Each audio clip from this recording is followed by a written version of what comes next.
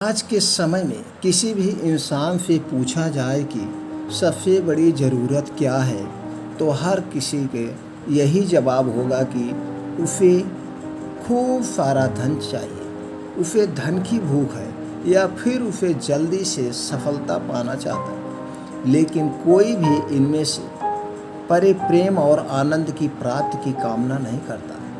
तो आज हम दोस्तों चलिए आज आपको बताएंगे, इसी सोच पर आधारित है 3 साधु की कहानी जो हम आपको बताने जा रहे हैं। इसमें आपको वास्तविकता की क्या सच्चाई है समझ में आ जाएगा। एक बार की बात है, एक औरत अपने घर से निकली। उसने घर के सामने सफ़ेद लंबी दाढ़ी में 3 साधु महात्माओं को बैठा देखा। वह उनसे पहचान नहीं पाई। उसने कहा, मैं आप लोगों को नहीं पहचानती हूँ, बताइए आप लोग कौन हैं? हमें भोजन करना है, साधुओं ने बोला।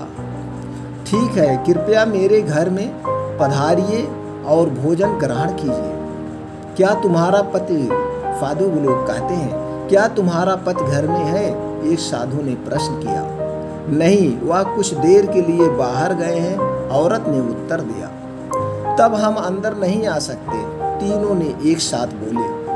थोड़ी देर में पति घर वापस आ गया। उसे साधुओं के बारे में पता चला तो उसने तुरंत अपनी पत्नी से उन्हें पुनः आमंत्रित करने के लिए कहा। औरत ने ऐसा ही किया। वह साधुओं के समक्ष गई और बोली, जी अब मेरे पति वापस आ गए हैं, कृपया आप लोग घर में प्रवेश करिए और भोजन ग्रहण करिए। हम किसी घर में एक साथ प्रवेश नहीं करते, साधुओं ने स्त्री को बताया। ऐसा क्यों है? औरत ने अचरज में पूछा। जवाब में मध्य में खड़े साधु ने बोला, पुत्री, मेरा दाईं तरफ खड़े साधु का नाम धन है और बाईं तरफ खड़े साधु का नाम सफलता है और मेरा नाम प्रेम है। ध्यान से सुनिएगा। पुत्री, मेरी दाईं तरफ जो खड़े साधु हैं उनका क्या नाम है? धन है और बाईं तरफ खड़े साधु का नाम सफलता है और मेरा नाम प्रेम है। अब जाओ और अपने पद से विचार विमर्श करके बताओ कि तुम हम तीनों में से किसे बुलाना चाहती हो। औरत अंदर गई और अपने पद से सारी बात बता दी। पति बेहद खुश हो गया, वह आनंद आ गया।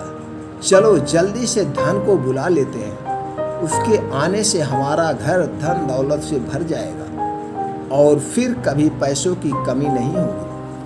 औरत बोली, क्यों ना हम सफलता को बुला ले, उसके आने से हम जो करेंगे वह सही होगा और हम देखते ही देखते धन दौलत के मालिक भी बन जाएंगे।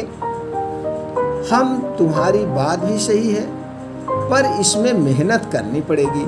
मुझे तो लगता है कि धन को ही बुला ही लेते हैं। पति बोला।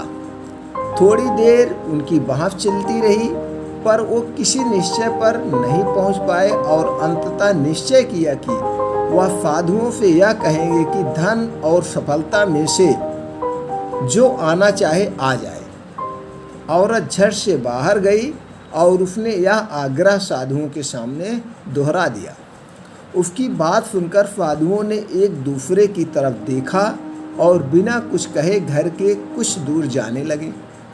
अरे, आप लोग इस तरह वापस क्यों जा रहे हैं? औरत ने उन्हें रोकते हुए पूछा।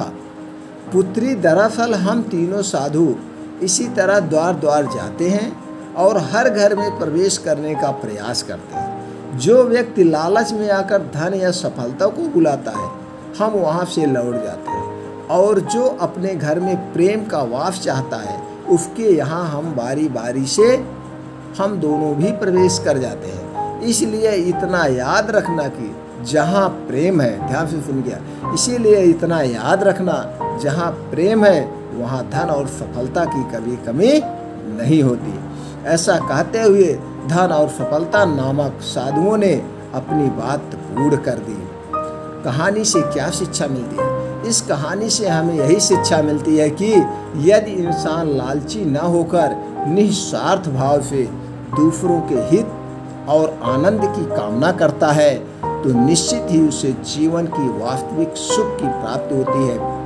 सच्चा सुख आनंद में नहीं मिलता है। वो कहते हैं ना, आनंद का सुख तो उस झोपड़ी में भी मिल जाता है जहाँ लोग एक दूसरे के साथ प्रेम के साथ निवास करते हैं। और ऐसा सुख तो बड़े बड़े महलों के समान बंगलों में भी नहीं मिलता है, क्योंकि वहाँ घर तो बहुत बड़ा होता है लेकिन दिल छोटा होता है, जिस कारण से वहाँ प्रेम और आनंद का निवास नहीं होता है। तो आप सभी को दोस्तों यह कहानी कैसे लगी हमें कमेंट बॉक्स में ज़रूर बताएं, और इस कहानी से आपको क्या सीख मिली हमें ज़रूर बताएं।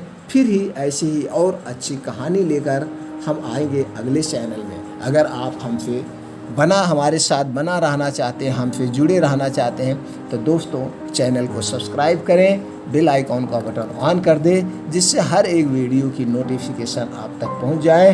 हमारी यही दिली इच्छा है आप अपने परिवार के साथ प्रेम से रहें, खुश रहें, वर्तमान में जिएं, एंजॉय करें, खुशियां मनाएं। फिर मिलते हैं अगले वीडियो में ऐसे ही और ज्ञानवर्धक कहानी बातों के साथ।